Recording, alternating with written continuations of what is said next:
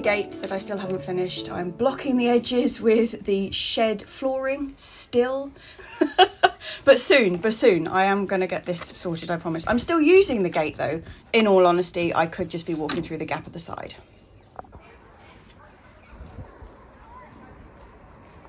Hey girlies, not a very effective gate currently, is it? No.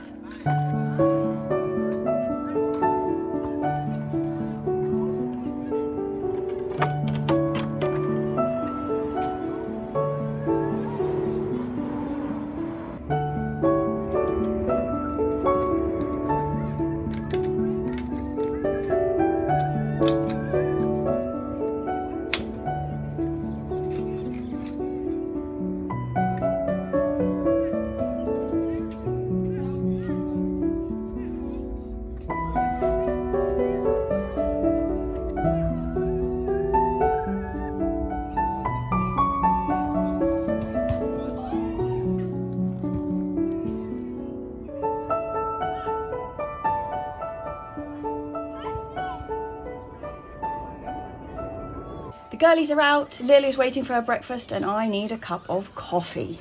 So I'm going to say this very quietly, but we haven't had much in the way of badger activity on our plot recently. But just proof that they are still around. Look at this. We have a new badger latrine just appeared on the top path. So this is obviously their current route from the big sets that are in the top corner of the allotment. Ooh, getting close. I'm also pleased to say that currently there is no mention of a hosepipe ban in this area, which is really nice. I mean, at the moment it seems to be raining every day, but often that doesn't seem to help. It doesn't seem to collect properly in the reservoirs, but at the moment I'm still able to fill my kettle up from the tap without having to bring water bottles up from home. So that is big tick on the coffee front.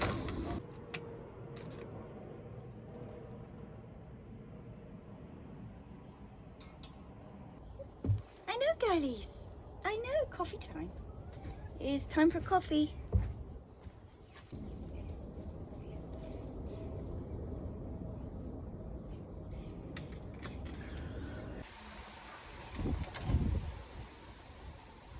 The weather is all over the place today, and it's blowing a gale.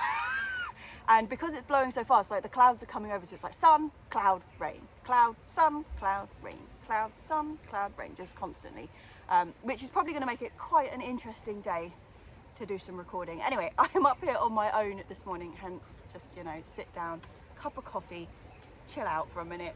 But I'm waiting for Mum because we've got something quite exciting to do today. We're clearing the onion bed, which could potentially be marvellous.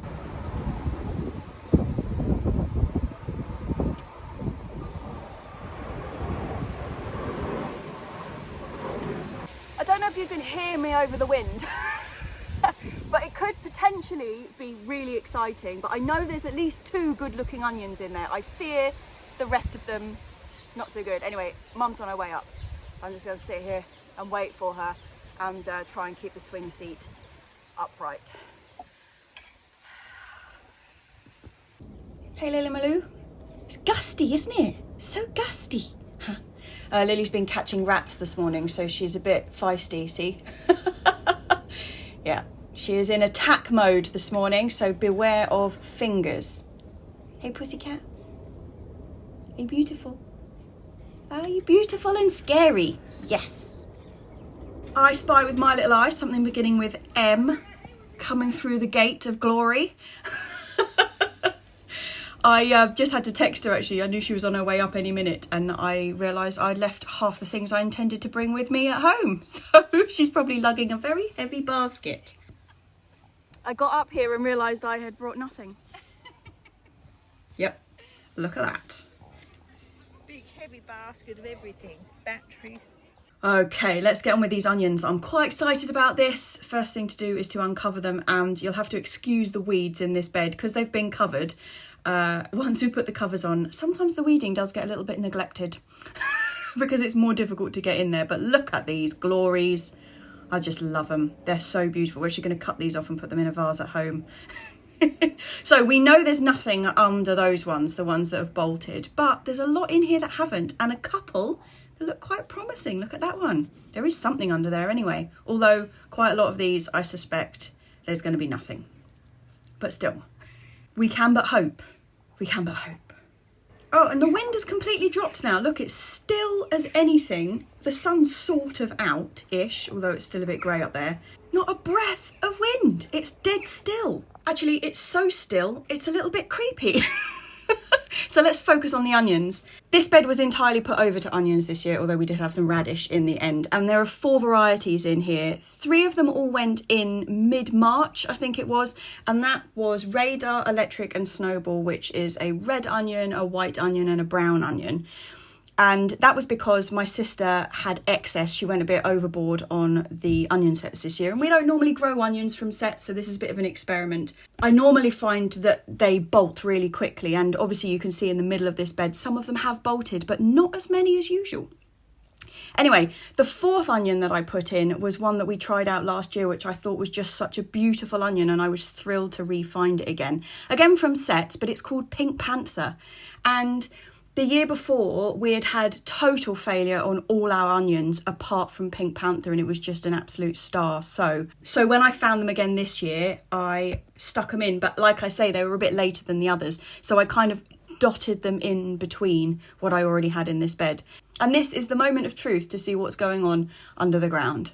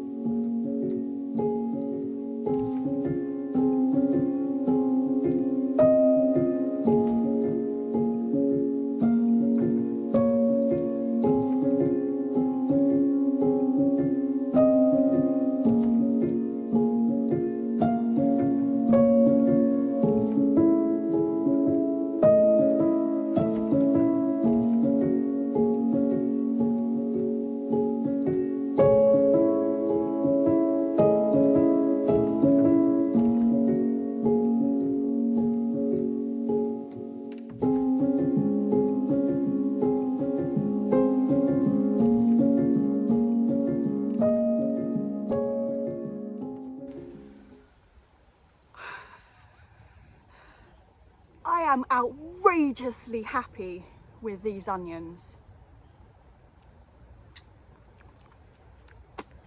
Still a bit soily. Oh, have a look at this. This is the Pink Panther, these kind of flattened ones looking gorgeous. We've got Electric, the red one. We've got quite a few of them. I'm quite impressed. Not a single white one to be seen though. These are all Pink Panther over here, and these ones are the brown onions. So I don't know what's happened to Snowball, not a lot, but what is here is outstandingly exciting. If this was a beautiful hot July day, like we would hope, I would leave these onions just lying out on the bed here in the sun to dry off. But it's not. It is like intermittent spitting rain, which is not ideal. So I'm going to get them into this wooden crate, spread them out so there's a lot of space between them all, and put them in the shed, which is dry. And although I'm saying it's raining out here, it is still pretty hot. So the shed is dry and hot, which is what they want. Oh, I am so chuffed with this little box of onions. It is not the biggest haul, but I planted these ludicrously far apart, thinking that I was going to sew other stuff between them, which I never got round to doing. And so actually I'm really, really chuffed with that. Look at the size of some of these. They are absolute beauty. I mean, that looks like an onion, like a real shop-bought onion.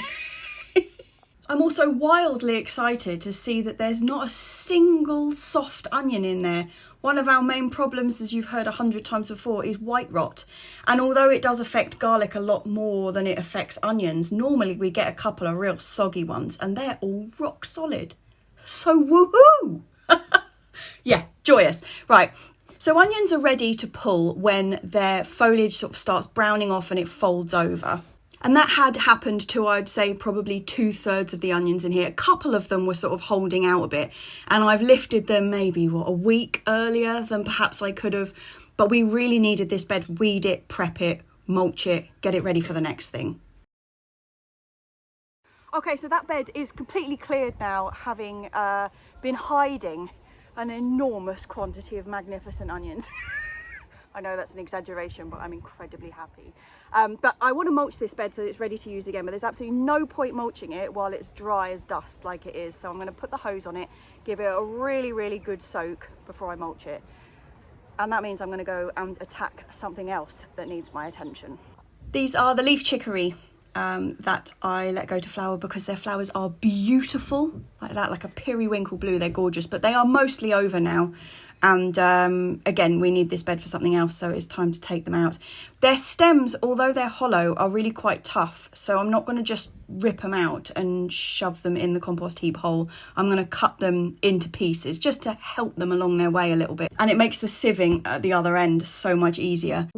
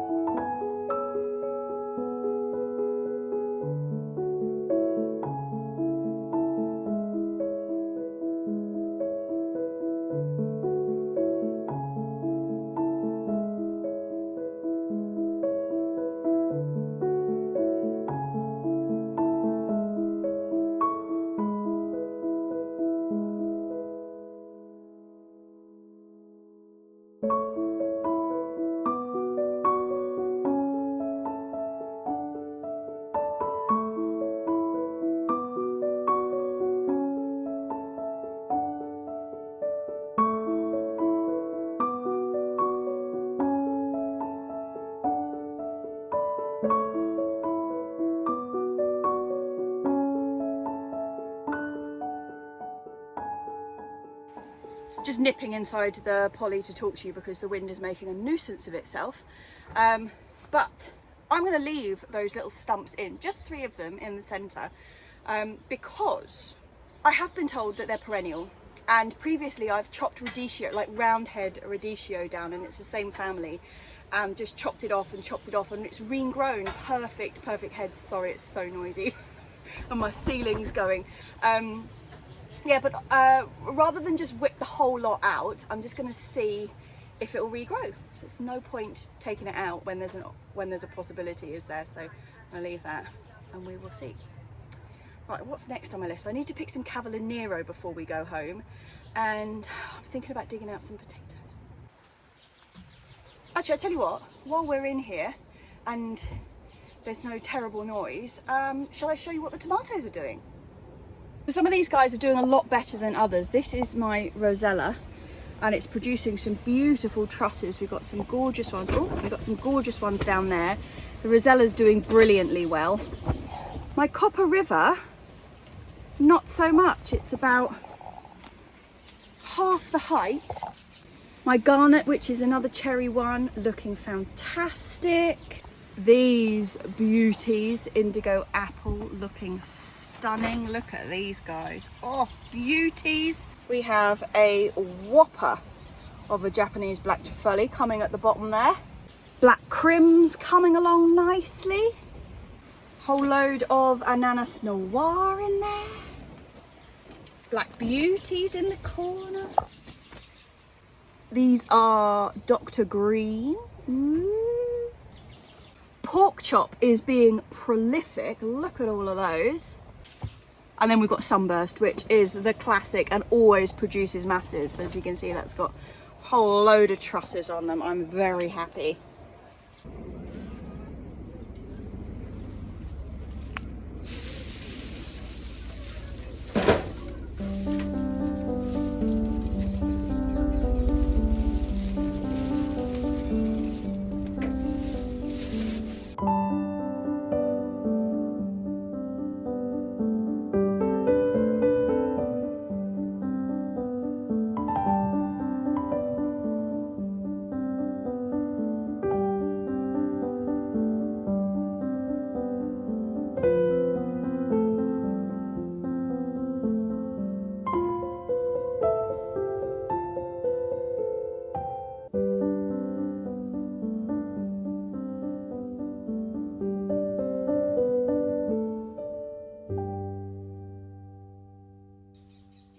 Right, onion bed has been thoroughly soaked, and now I'm just going to mulch it. I'm going to mulch it with the same thing that we use on all the beds, which is the composted horse manure. It is a phenomenal mulch. I am a thorough fan of it. I like it for a number of reasons. Firstly, a bit like in this case where you water it first, you put the mulch on top. It holds the moisture unbelievably well. Like it really, really does, because it forms like a crusty layer on top, which means that like the wind isn't stripping the moisture out of the soil constantly, which is brilliant. It seems to deter weeds like nothing else. Like the beds that we have mulched have so far fewer weeds than any of the beds that are just left. And also it having that crunchy, rough texture right on top doesn't seem to affect the plants, but the slugs hate it. So absolute win-win. I mean, we do get slug damage, particularly when it's very wet, because they just love anything wet. But on the whole, I notice a huge difference between the mulched beds and unmulched beds for moisture and slug damage, which are two things that we struggle with a lot on this plot. So over the next week or so, we've got a lot of stuff that is in the greenhouse currently, which is waiting to go out. So that's going to be going into these beds that I'm clearing at the moment. But the first thing that I'm putting in here are the last 3 of the peppermint chards. These are 3 which I held back just in case Hannah needed them for Hampton Court. She ended up only needing 1, which is lovely, which has actually been potted up by her, and I'm going to keep it in the pot because it's beautiful. But these guys are finally getting their feet into some proper soil. One of the things I really must do is remember to cover these chaps the moment I've put them in. My peppermint chard up the other end that got shredded by the birds is actually recovering really nicely now I've covered it. But still, I would prefer it not to have happened in the first place. It's so strange, isn't it? I've heard from so many people this year, like chard. I've never had a problem with birds eating chard before. They go for cabbages, they go for all the brassicas, they go for all of that stuff. Always have to cover them. But chard? Not really. This year they are all over the chard. They've also had a go at the bietta that I hid amongst the pumpkins, which is weird because normally if you hide something among the pumpkins, everybody leaves it alone. So yeah, very odd. Chard seems to be the in thing this year in the bird population. Anyway, these 3 beautiful peppermint chards are going right at the end of this bed, basically in front of where I'm going to be sat with the fire pit and the swing seat later in the summer, admiring their beauty. I could have planted them up with the other lot, but I think these are basically here for ornamental purposes, which I am not embarrassed about. Look at those beauties. I have actually seen quite a lot of chard being used ornamentally recently, and I know a lot of people grow it just ornamentally because they can't stand the taste of it. But yeah, look at those stems. Beautiful, pink, stripy loveliness. And this is the one that Hannah did actually use in her show. It's still in her pot with her very fancy label on it. And I'm going to keep it in that pot because it looks lovely. Beautiful. Hey girlies, absolutely gorgeous, isn't it? Because you like the chard too, don't you girlies? Yeah, excellent taste. And talking of things you love, girly whirlies, I better pick some Cavallonero. I've got to pick Cavallonero, girlies. I have, yeah.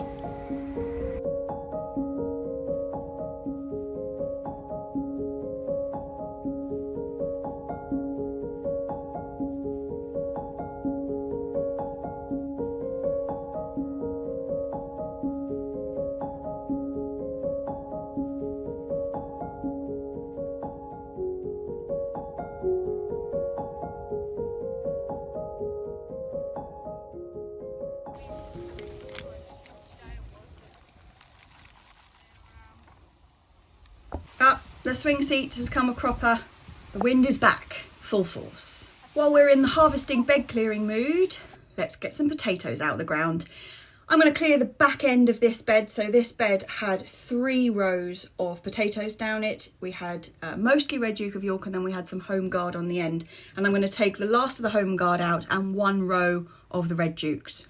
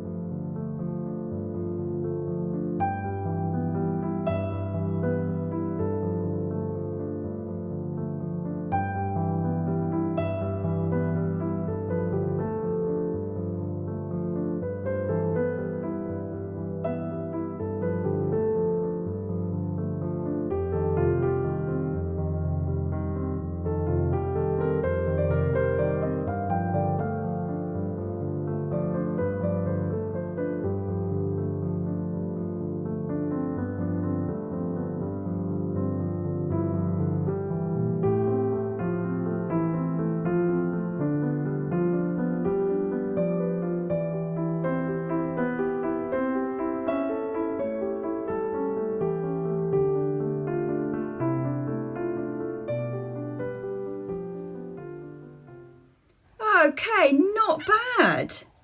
4 potato plants. All of these potatoes, and they're whoppers. Look at the size of that. We're actually going to have jacket potatoes. Perfect. Oh, I'm well happy with that. Woo! We are on fire today, chaps.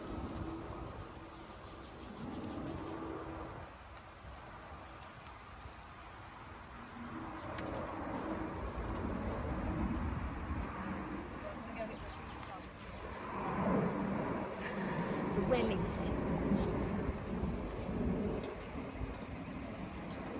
Okay, Mum is absolutely determined to get the grass out of the middle of our pond.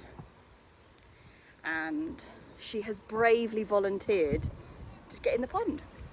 I mean, I'm going to be holding her up, hopefully.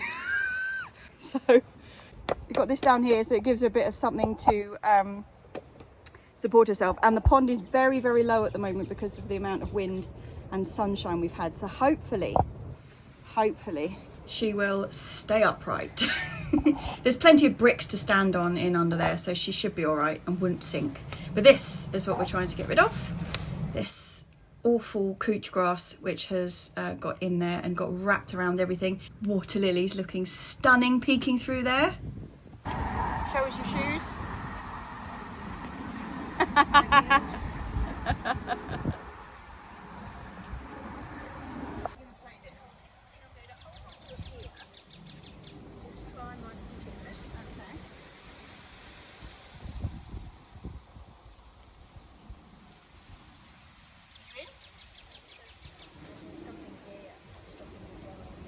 Okay.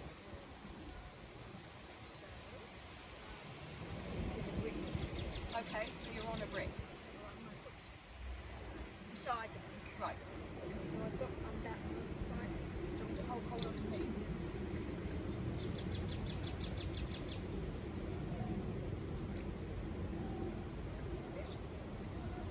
Feels pretty good. Okay.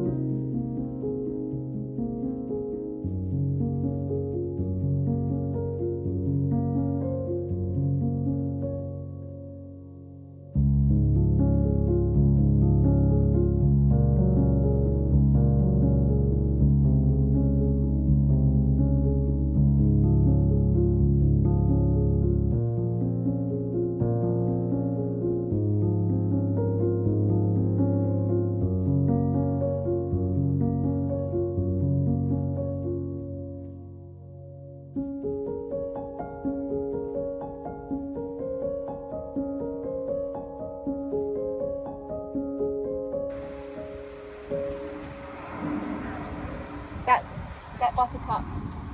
Throw that back in if you can disentangle it. Where will we put that? Just on the side? Yeah. In there, between the rocks. Yeah, I'll bury it when I get a bit closer. Well, I think you're right about we might have another go. When we've got some more water in. Yeah. We've still got a lot of that there, haven't we? Yeah. The water lilies. Woo!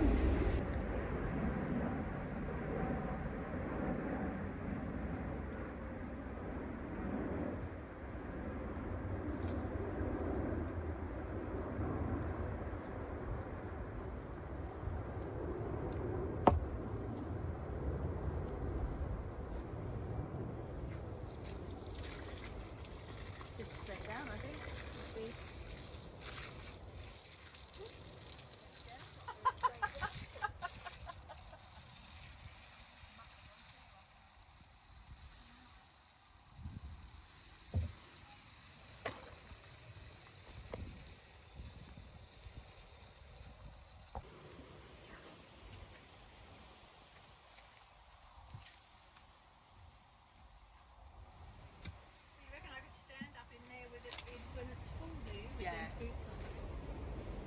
because you were about that far and the pond was only that far down, so.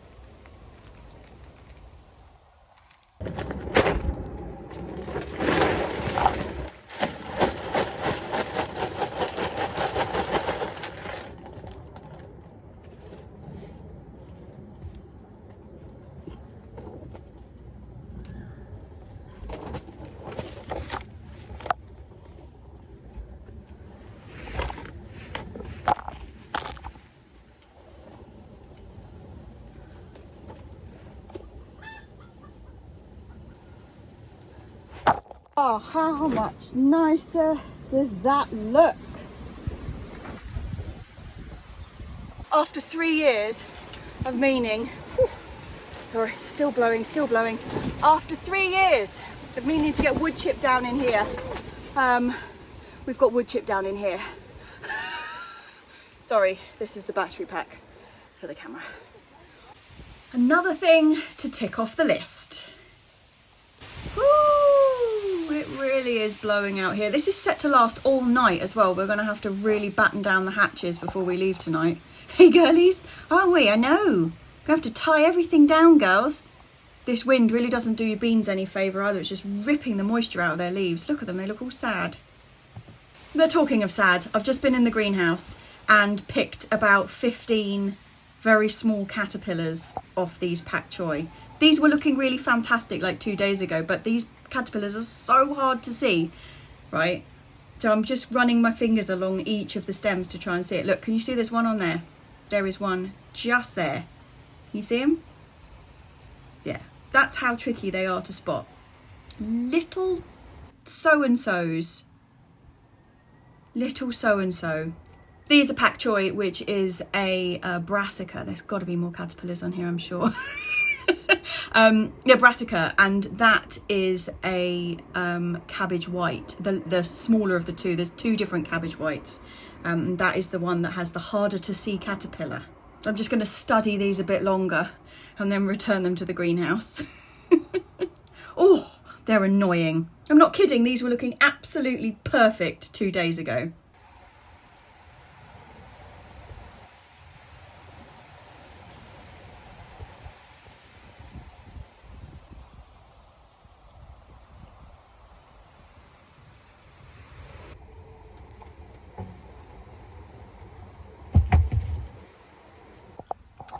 I've picked everything I can off there.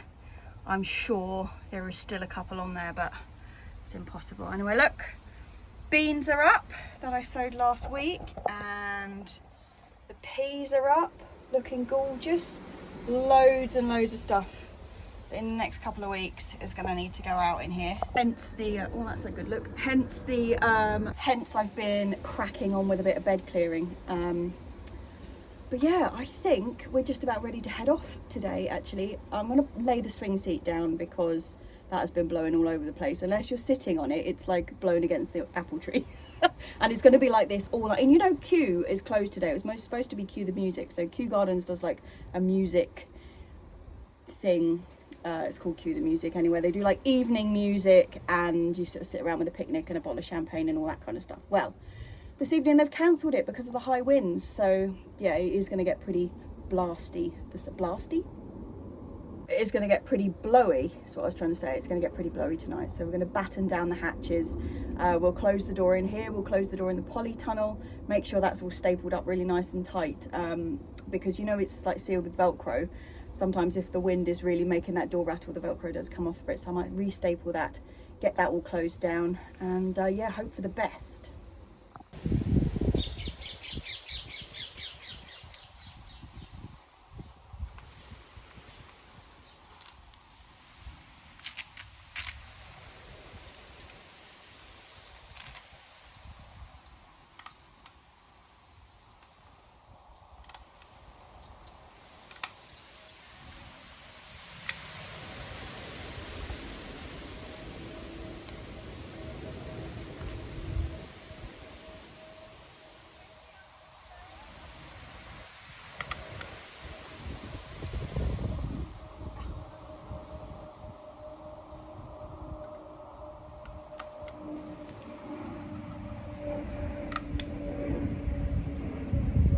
Caroline's got a broken handle.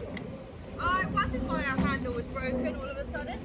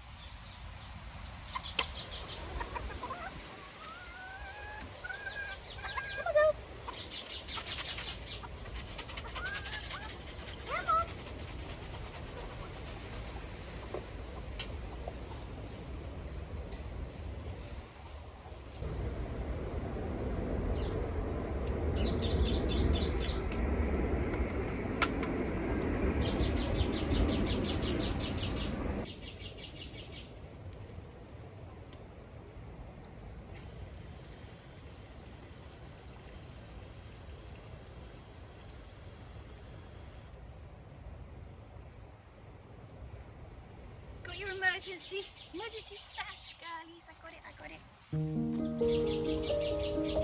Got everything else. You've got plenty of dins. More dins.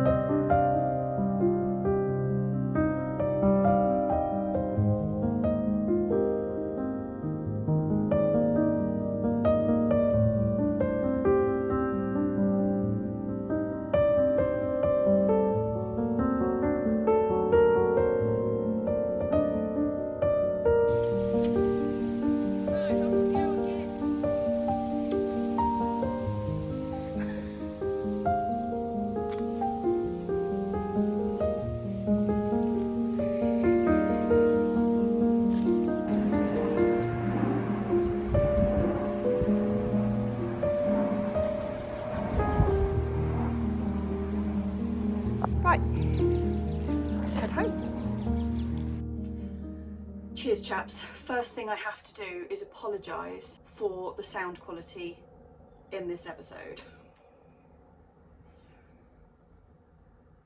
It was truly awful. Like, the only day I had where I had a really good proper day up the allotment so I could do filming and I could just get on with a load of stuff was that day. That was incredibly windy, and it was gusty wind as well, so it wasn't just like constant.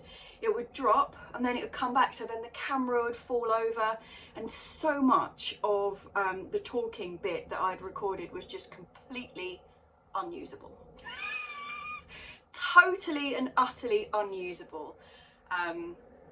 So yeah, it was a bit, there was quite a lot of voiceover in this one. I hope that's all right. I was saying exactly the same thing. It was just without the in the background. Yeah, I know it's incredibly annoying to listen to. So we had, not only was the wind, but because the wind was so strong, the aeroplanes were coming in really, really low and just like slightly further south, which is like just right over the top of the allotment. Normally, the planes coming into Heathrow, they do cause me a bit of a jip, you know, I'm always going on about. In fact, most of what I cut out of the video is me chat. It's another bloody aeroplane. I cut that bit out, and normally it's not too bad on the noise front, but when the weather's bad, the planes are coming in, and they're not only coming in like this, they're coming in sideways because the wind's that bad, and they're like rocking all over the place. And yeah, basically the sound quality was carnage that day, but that's the only day we had. So that's what we got, and I apologise, and hopefully next week the sound quality is going to be amazing. I don't know why that might be, although I am going to have to buy a mic. I fully accept this now, 3 years into doing these videos. I still haven't bought myself a mic. I've had a couple of comments recently about sound quality, and so I hereby announce I'm going to upgrade to being a microphone user.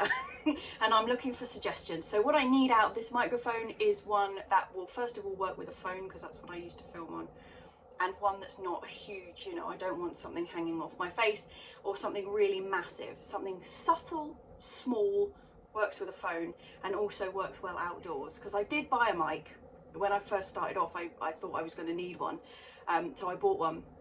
Somebody recommended it to me, but they always filmed indoors, and the microphone was absolutely useless outdoors.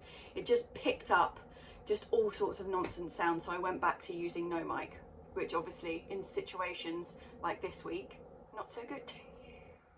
So yeah, please, if anybody out there uses a microphone outside to record on their phone, let me know, because I'm going to have to bite the bullet and do it. Anyway, despite the sound issues, there were some quite big successes this week. The onions. I know they're not like the world's most impressive onions, I totally understand that, but they're impressive for us. Particularly, seems I didn't think there was that much going on under the ground. Like, from the top, it didn't really look like it. They'd started off really, really strong, and then they got rust and they sort of started to fade off, and I thought they were going to be a bit of a damp squib. And they weren't.